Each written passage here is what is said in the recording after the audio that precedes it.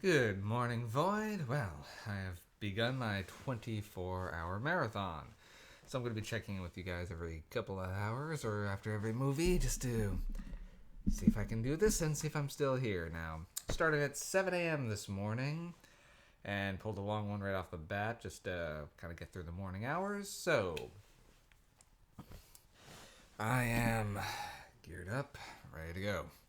So, first one, I started with a TV miniseries of Salem's Lot, the original one back in 1979. So, this was the second Stephen King adaptation of, well, the second Stephen King book. Now, Salem's Lot is definitely a longer one. It was clocking in 3 hours, but unlike my complaints about the length for the house that Jack built, being 2.5 hours, this was a mini series, so I will cut it more slack on that. It was 2 episodes, each of an hour and a half. Much more manageable. However, I watched it all in one go, so still felt the length. So, this one's definitely more slower and more character driven than I was expecting, but that's not necessarily a complaint. Essentially, this one's very Dracula-esque, without the romance angle. This one involves essentially a vampire moving to small town Maine, and the residents slowly start going missing. First one, then two, as more and more people get turned into vampires. Reminded me a lot of Shiki, actually, in that regards, for an anime reference. The effects, pretty good. Particularly the makeup effects on Kurt Barlow, our vampire in question. Though my only complaint there is I want more of him. He was in this for a very small amount of time. Apparently, someone timed it out. He's in the movie about a minute and a half. I mean, they do a lot with him in that minute and a half, but mostly it's just the threat of him or his minion Straker, which I'm pretty sure is a play on Bram Stoker. Well, Straker is essentially his daytime guardian, who is setting up an antique shop.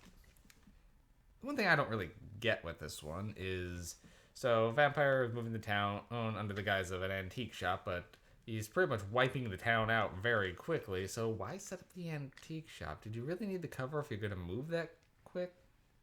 I don't know, minor nitpick. Also, it's probably gone into more in the novel, but it seemed like there was more going on with the house than they let on. Like they keep talking about how the house is evil and all the other events that have happened there in the past. And I tried reading the novel back when I was a kid, but I got distracted and never finished it. I only got barely into it before I had to return it to the library. I will say the Nosferatu style design for Barlow is very effective and really creepy. The work they do with the eyes is very good. Now, this does suffer a little bit from being a made-for-TV adaptation, being very... Most people are off-screen to death, or it's a very slow... And then that's about it.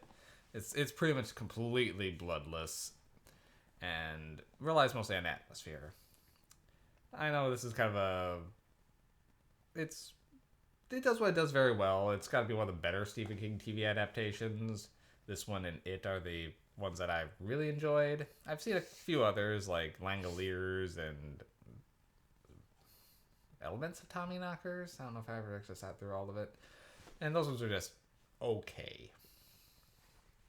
This one actually does pretty well with the material. It's not great, but like it is worth a watch if you've got 3 hours to kill. Kind of going a little quick just so I don't minimize my downtime between movies, but I'll give Salem's Lot, we'll give it 5 MacGuffins. It's right up the middle. It's fine. But you don't need to rush out to see it by any means. It's the makeup effects alone make it worth a watch, but that's just more than just on Barlow. The eye and teeth effects they do on everyone else is really good too, and the kid floating outside the window was really creepy looking.